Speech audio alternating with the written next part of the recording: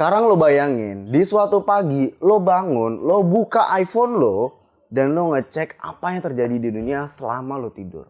Lo buka Instagram, Facebook, Twitter, dan WhatsApp. Setelah itu lo dapat email dari Amazon bahwa ternyata ada paket yang baru aja nyampe di rumah lo. Setelah itu lo buka isi paketnya dan ternyata itu adalah laptop atau MacBook yang lo pakai buat kerja. Dan pada saat itu hari adalah hari kerja dan lo mandi dan siap-siap untuk berangkat kerja. Lo nggak punya kendaraan pribadi, jadi lo menggunakan transportasi online seperti Grab. Lo naik Grab dan karena lo juga belum sempat sarapan, jadi lo melipir untuk mampir ke McDonald. Sadar atau nggak sadar, semua yang lo gunakan, semua yang lo pakai dari mulai lo bangun sampai nanti lo tidur lagi, semua itu adalah produk dari sebuah perusahaan. Dan perusahaan itu adalah BlackRock.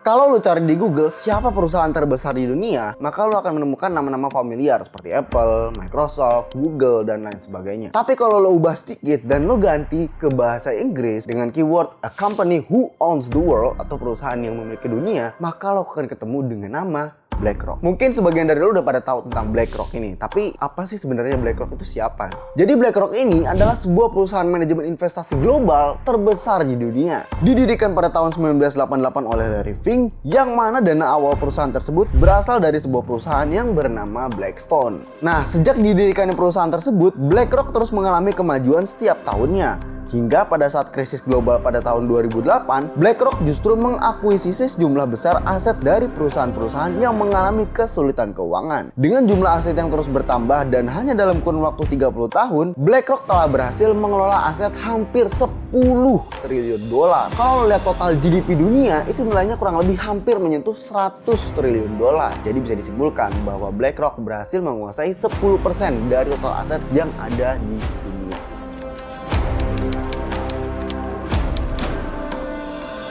BlackRock ini memiliki julukan sebagai perusahaan yang memiliki dunia ini. Kenapa disebut memiliki? Karena semua perusahaan yang diinvestasikan oleh BlackRock itu ada di seluruh dunia. Dan pasti lo pernah menggunakan produk dari BlackRock. Mulai dari tadi yang pertama gue sebut, nah itu masih belum seberapa tuh. Coba lo mau sebut apa? Lo lagi kerja di kantor nih, lo pakai apa? Microsoft Excel, Microsoft Word, itu milik BlackRock. Atau lo lagi nggak kerja, lo rebahan aja di kamar pakai iPhone lo. Lo buka Twitter, Instagram, Facebook, YouTube, WhatsApp, itu semua milik BlackRock. Bahkan TikTok, kalau lu cari di Google, perusahaan itu tuh dimiliki oleh perusahaan Tiongkok bernama ByteDance. Nah, ByteDance ini adalah perusahaan private, jadi lu nggak tahu siapa pemiliknya. Tapi sebenarnya di laman TikTok itu sendiri itu dijelasin bahwa 60% pemegang saham ByteDance, salah satunya Carlyle Group. Gua nggak tahu baca yang mana ya, pokoknya itu. Dan sekarang kalau lu cari di Yahoo Finance, siapakah pemegang saham terbesar di Carlyle Group? Jawabannya sudah pasti BlackRock. Oke, coba bahas ke yang lain deh. Lo mau industri apa? Penerbangan, American Airlines, Singapore Airlines, itu milik BlackRock. Pesawat bikinannya, Airbus, Boeing, itu milik BlackRock. Gimana kalau booking tiket buat pesawatnya? TripAdvisor, Expedia, itu milik BlackRock. Kalau nyari hotel di tempat tujuannya, Airbnb,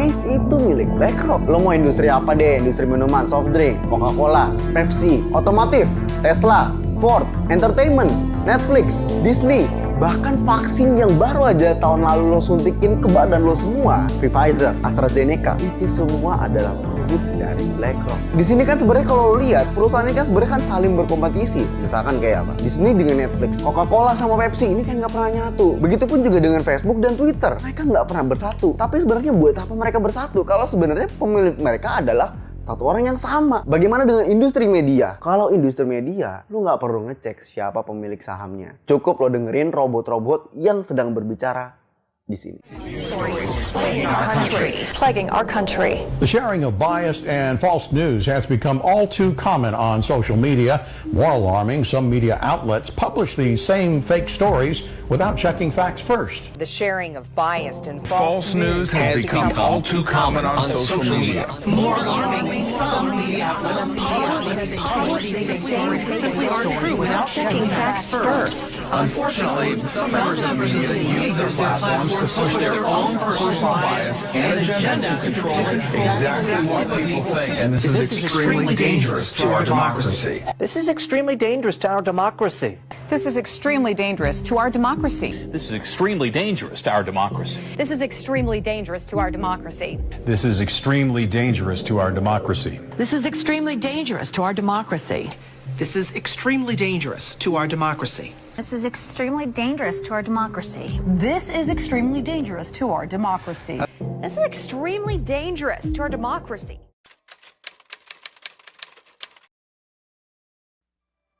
Kalau lo cari di Google siapakah deretan orang terkaya di dunia, maka lo akan ketemu dengan nama Elon Musk. Total aset yang dimiliki oleh Elon Musk itu kurang lebih nilainya sekitar 220 miliar dolar. Yang mana sepertiga dari total aset tersebut itu ada di Tesla. Dia saat ini memiliki total sekitar 13% saham di Tesla. Itu nilainya kurang lebih sekitar 74 miliar dolar. Nah, 2/3 aset sisanya itu ada di SpaceX, ada juga X atau Twitter yang baru aja kemarin dia beli. Pertanyaannya adalah siapakah pemegang saham tertinggi di Tesla? Jawabannya ya Elon Musk. Karena BlackRock hanya memiliki 6% dari total saham yang ada di Tesla. Tapi ada satu fakta brutal yang harus lo tahu. Bahwa di setiap top 10 shareholders yang dari tadi lo lihat seperti Meta, Twitter, Netflix, Disney, Coca-Cola, dan lain sebagainya, itu selalu ada nama-nama besar di bawah BlackRock seperti Vanguard, State Street, Jet Capital, Northern Trust, Morgan Stanley, JP Morgan, dan lain sebagainya. Dan mereka saling memiliki saham satu sama lain. Jadi kayak jaring laba-laba gitu. Northern Trust punya saham di Jet Capital punya saham di BlackRock, begitupun sebaliknya, semuanya saling memiliki. Kenapa mereka semua bisa saling memiliki? Ya karena mereka semua adalah perusahaan terbuka, termasuk juga BlackRock. BlackRock adalah perusahaan terbuka. Kalau lo punya duit, lo juga bisa beli BlackRock. Nah, BlackRock ini kan disebut sebagai perusahaan yang memiliki dunia ini karena BlackRock punya aset yang besar di setiap perusahaan besar di dunia. Selain dari top 10 yang tadi gue sebut, sebenarnya siapa sih yang memiliki saham tertinggi di perusahaan BlackRock itu sendiri? Ternyata jawabannya adalah Vanguard. Vanguard adalah perusahaan yang memegang saham tertinggi di perusahaan BlackRock itu sendiri. Jadi hampir di setiap perusahaan yang diinvestasikan oleh BlackRock selalu ada Vanguard di atasnya. So kalau lo bertanya-tanya, jadi siapa yang memiliki dunia ini? Apakah BlackRock atau Vanguard? Dari situ kan akan menimbulkan pertanyaan juga, terus siapa yang memiliki Vanguard ini? Apakah Tim Buckley? Jawabannya nggak tahu, karena Tim Buckley juga hanya seorang CEO. Karena Vanguard adalah perusahaan private, jadi lu nggak pernah benar-benar tahu siapa jajarannya dan siapa aja pemiliknya. Nah, kalau kita mau mengawang-awang, kira-kira siapa sih yang memiliki Vanguard ini? Kita akan berspekulasi kepada Rothschild Family, Rockefeller Family, DuPont Family, Orsini Family, JP Morgan Family, dan keluarga kaya raya yang ada di dunia ini. Kita nggak pernah tahu siapa yang benar-benar memiliki Vanguard. Yang pasti mereka tidak ingin kita tahu bahwa mereka lah yang mengontrol hidup kita di dunia.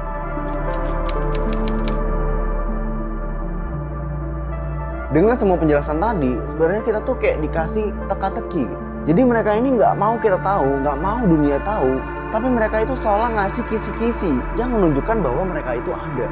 Kenapa mereka tidak ingin kita tahu? Karena mereka ingin kita mengira mereka itu sudah miskin. Mereka punya media yang dituliskan bahwa mereka bukan deretan orang terkaya di dunia. Dan domba-domba bodoh yang sudah dicuci otaknya itu pasti akan percaya dengan apa yang ada di media. Padahal kalau gue tanya balik ke lu, apa lu mau ngasih tahu 100% apa yang lo lakuin dari lo bangun sampai lo tidur, real life lo atau kehidupan lo ke sosial media?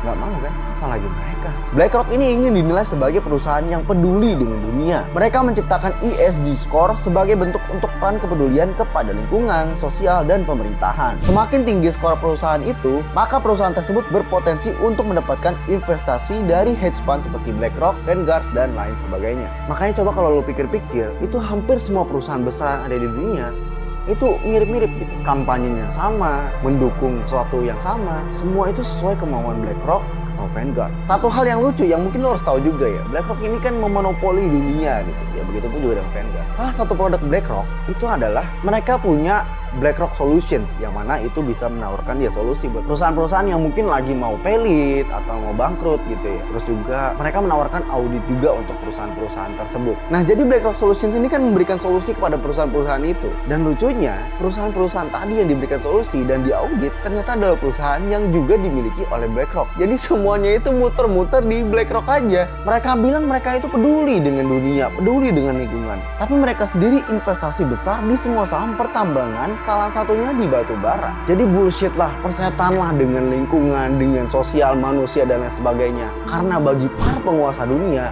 profit adalah Tuhannya. Bagaimana dengan Indonesia? Apakah mereka punya saham di Indonesia? Tentu saja. Industri bank, tambang, komunikasi, transportasi, makanan, semuanya ada. Nih gue kasih contoh ya, misalkan kayak BCA, Mandiri, ada juga Gojek, Tokopedia, Goto, Bukalapak, Antam, Aneka Tambang, Gudang Garam, perusahaan rokok, Indofood yang bikin Indomie sampai ekspor seluruh dunia. Bahkan Sido muncul, perusahaan yang produksi jamu itu juga dimiliki oleh BlackRock, Vanguard, dan teman-temannya. Jadi jangan terlalu jauh lah mikirnya. Jangan mikir kalau misalkan kita ingin menguasai dunia, ingin mengontrol dunia, itu harus bersekutu dengan setan atau dajjal. Gak semuanya harus seperti itu. Cukup dengan memiliki seluruh perusahaan yang ada di dunia, mereka akan mampu mengontrol atau menggerakkan arah perusahaan tersebut. Dan secara tidak langsung, pemerintah akan mengikuti dengan sendirinya. Kenapa bisa begitu?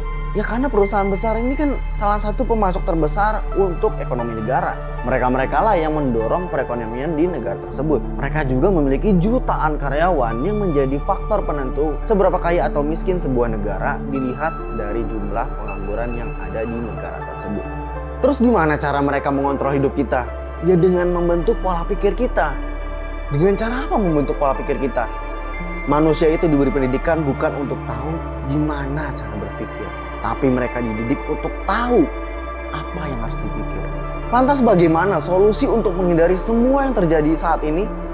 Gak ada solusinya. Mereka sangat kuat, sistem yang mereka buat sangatlah hebat. So the one and only that can we do is join them.